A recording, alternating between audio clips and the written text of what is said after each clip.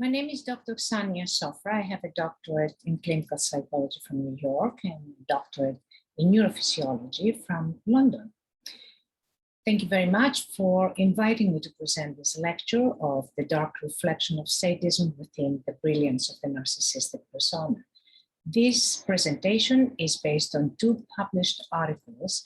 I have several publications, including a book that was just published, Checkmate by a Protean Invisible Enemy, which is about COVID-19 and how we can fight it by increasing our immunity.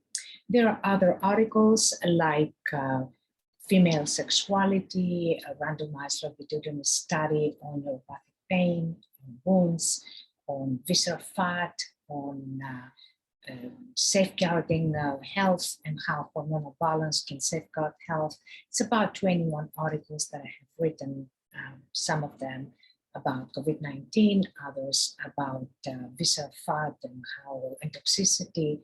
I have a number of interests because of my wide range of education. What is narcissism? Everybody has a measure of narcissism, a level of narcissism. However, when that becomes excessive and it's rigidified, then it becomes pathological. And that's what we're going to be talking about today.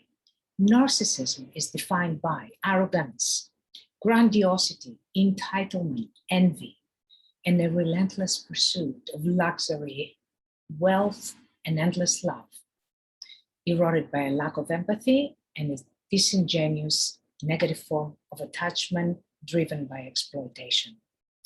Individuals with narcissistic personality disorder are often successful. They feature the CEOs or government officials, and they are very impressive. They're always impressive, except that if you look into it very carefully, you see that there is a sort of a headline intelligence that lacks substance.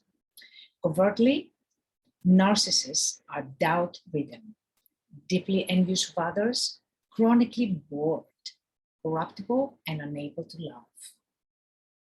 They often practice logic-defined, unidimensional faulty judgment, displaying an allergy to criticism and unforgiving rage against opponents. The narcissist's unrestrained drive for extravagance and success is best described by Fenkel's phenomenon of the Don Juan of achievement, or Tartakov's description of the Nobel Prize complex syndrome. So we did a double-blind, randomized clinical trial with 84 participants. We had 2 experimental groups. One we found in club houses and private clubs and friends of friends, celebrities that agreed to participate in the study. And they were between 34 and 59 years old, and their income was above 150,000 USD a year. Actually, it was far higher than that. That was the lowest.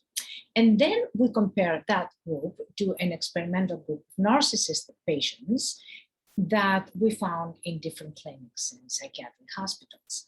In the experimental group of high-functioning narcissism, we also compared to a control group of people that were high achievers but did not qualify as narcissistic personalities.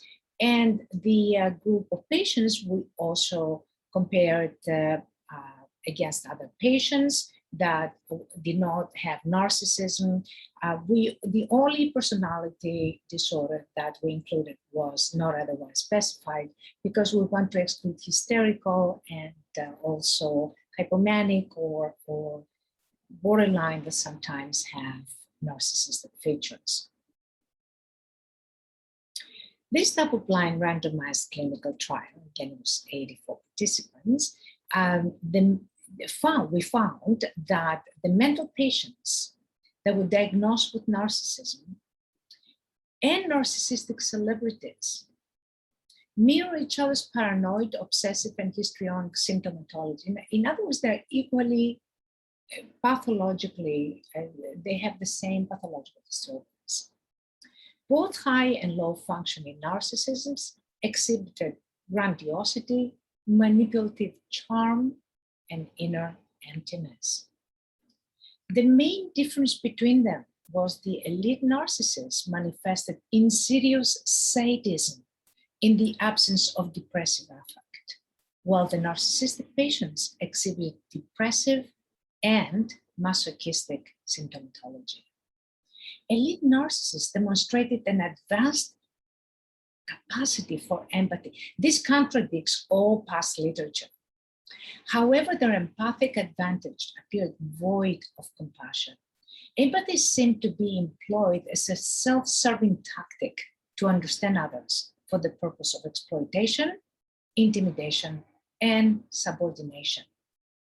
Both high and low functioning narcissists evidenced more prevalent psychopathology than their reciprocal control groups. They also demonstrated higher achievement, efficacy, and ambition, confirming the narcissist's finesse in concealing psychopathology under the brilliance of their pseudo-superiority.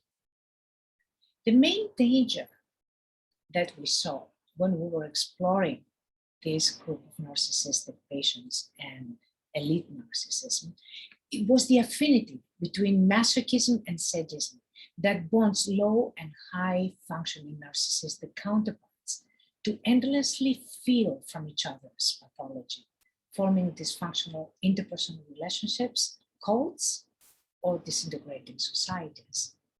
This sadomasochistic dependency also reflects several countries' authoritarian trends where narcissistic constituents, unyielding loyalty, elevates idolized leaders to power, preluding the establishment of toxic, tyrannical governments. The devotees are driven by the erroneous belief that the leader's supremacy has transformational powers to reform them into glamour replicas, actualizing their narcissistic ambition for superiority and perfection. Losing this alliance depletes hope, submerging them into a dreamless emptiness. Again, I'm talking about the low-functioning narcissists. This interdependent relationship is beyond adoration.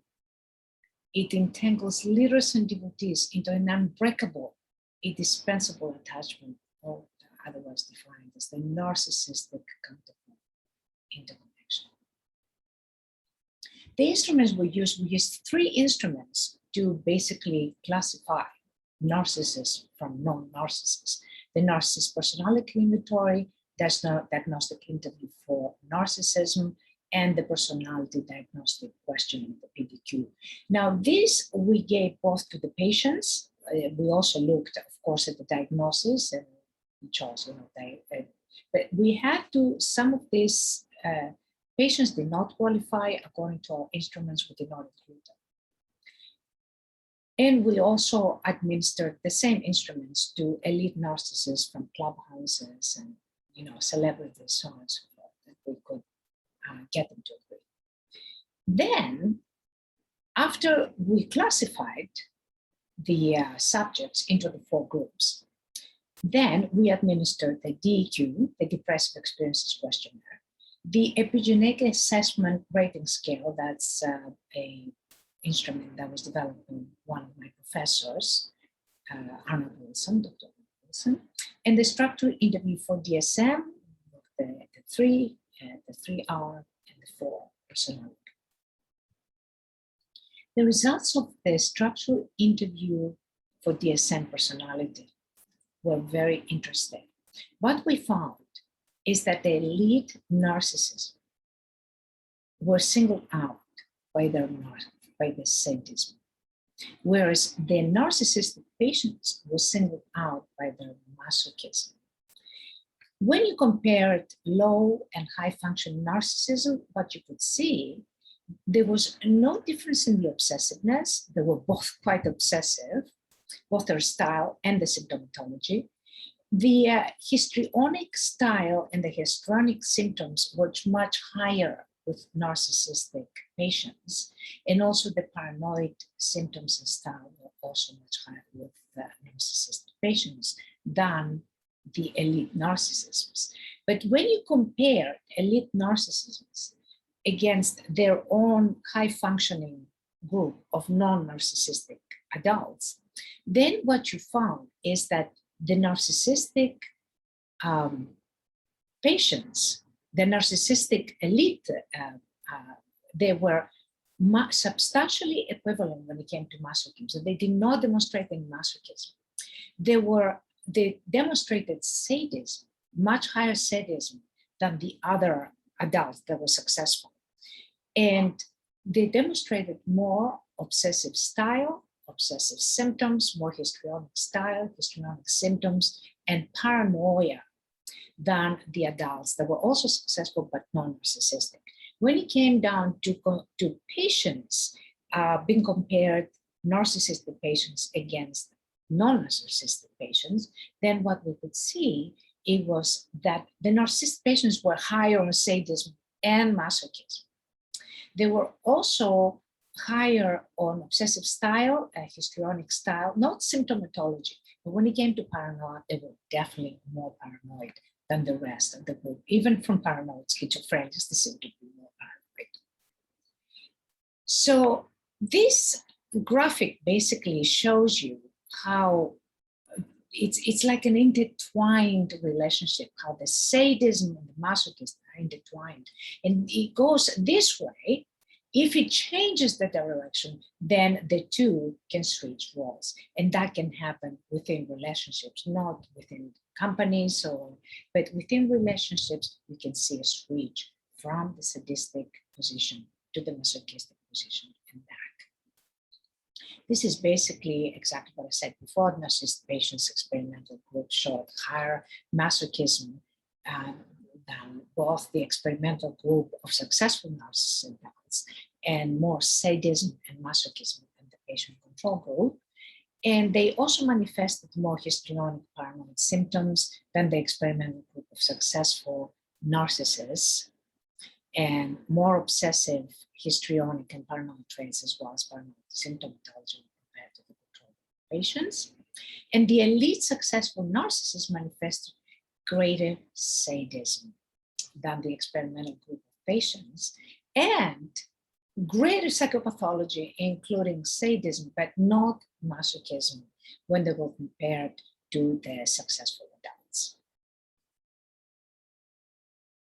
Basically, what you saw here is that a great discrepancy between sadism and masochism. The elite successful narcissists were primarily sadistic. And when they were compared to everybody else, then they demonstrated far greater psychopathology if you tested them, but not the masochism.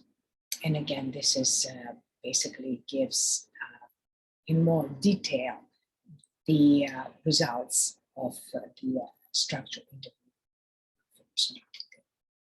Now, when we were looking at the depressive experience question, that's another surprising fact. You would expect a successful narcissist to have some level of depression. They did not. Actually, it was the patients, the narcissistic patients, that had a higher dependency and analytic depression and a higher self-criticism and higher depression. However, when you looked at the efficacy, what you saw is that the successful narcissism were higher efficacy that you would expect them to have, and very high empathy, which is something that we did not expect. Now, when you were comparing high and low narcissism patients, what you saw is that the patients, the narcissistic patients, appeared more independent than all the other patients. But they were more critical of themselves. So they would get depressed more easily. So they would go basically up and down. And very interestingly, they were higher in efficacy. The empathy was the same in both groups.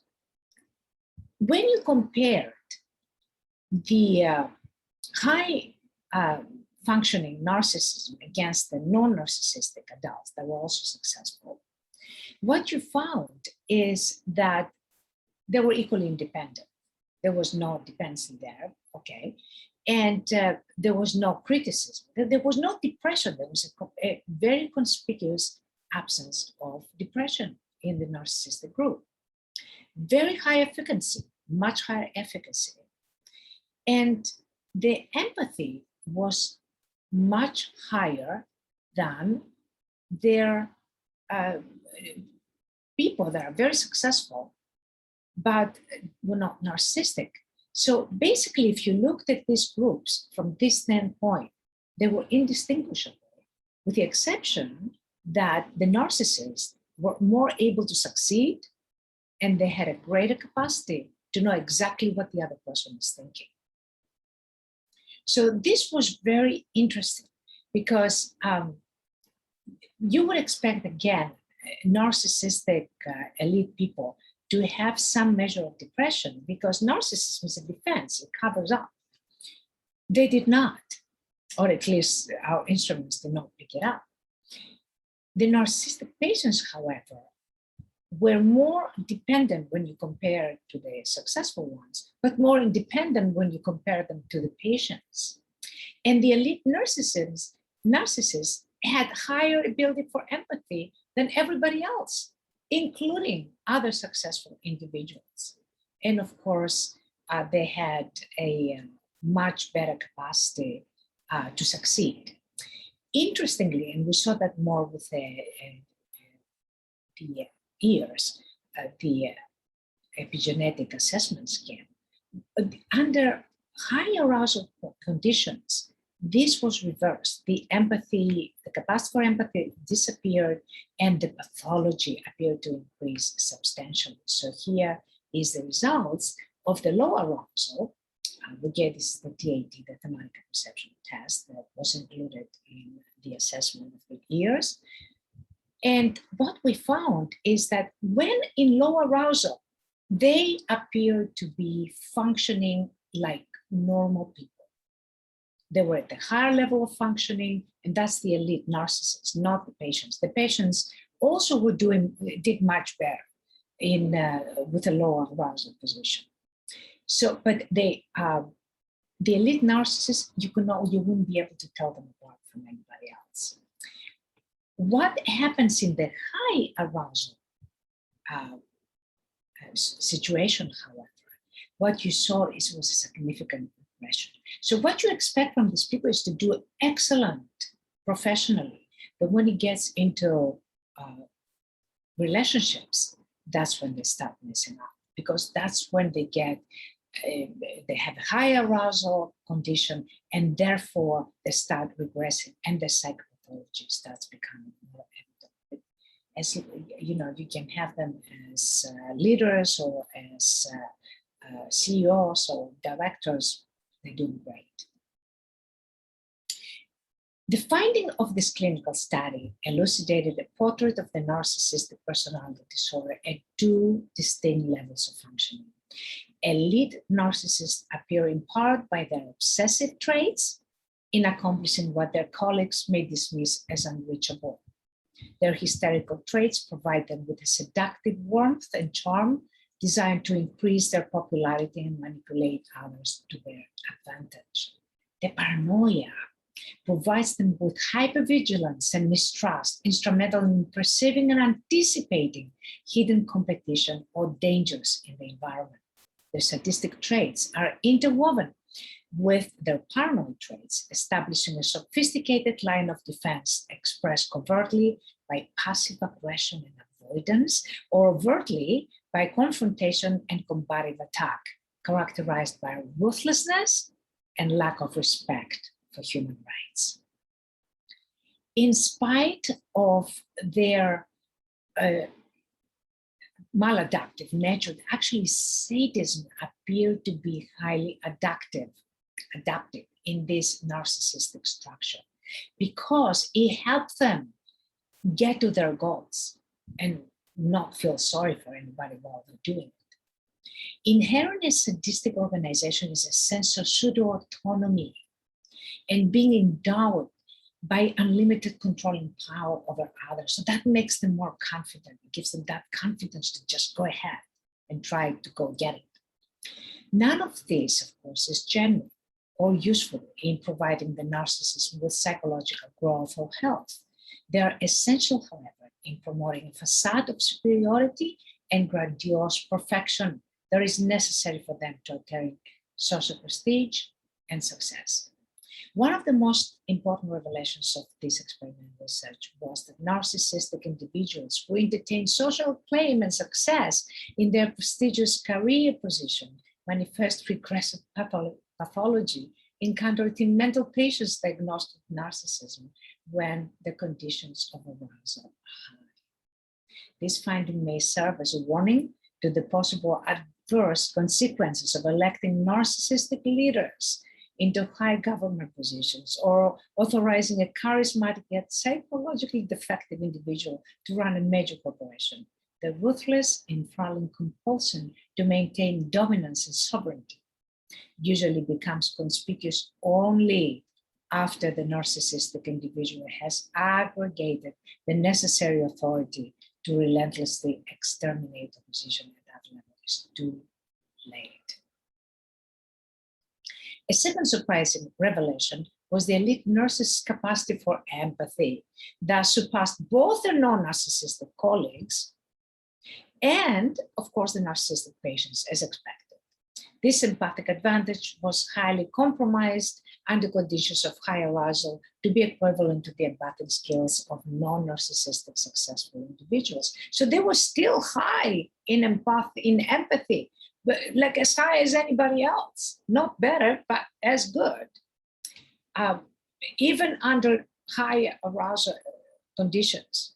So they know exactly what you feel, but because of their psychopathology, under high arousal conditions and the sadism, they will torment the other individual, and the relationship is going to be hell. Although narcissistic patients share a lot of characteristics with their privileged counterparts, their prominent masochism drives them into self-deprecation. Being a victim has the benefits of virtue, propriety, and gentility in contrast to their aggression, onto whom they have projected all their hostility and sadism, and who is now under the obligation of atonement and to nurture and shelter them. And this is their expectation in the relation, the whole. Their analytic depression and harsh self-criticism attenuate their dependency. So they use their hysterical traits to incapacitate themselves, appearing disorganized, careless, and in desperate need of others, actively sabotaging any career prospects. And that is the problem with pathologically narcissistic patients. Their only route to self-enhancement is attaching themselves to an elite narcissism, after exhibiting erotomania, blind idealization, or fanatic loyalty. These low-level narcissistic types serve as a primary source of power of the charismatic narcissistic leader, rendering both narcissistic follower and its idolized authority equally dangerous. It's the very low-level narcissist's glorified admiration that supports and establishes the dominance of a toxic, vicious tyrant. This sadomasochistic alignment, where low and high-level narcissists feed from each other's pathology, is often concretized in the impossibility of escape and manifested in cults and authoritarian relationships. With this, I would like to thank you for listening to this lecture. If you have any questions or concerns, please email me at science@ielios.com. Thank you.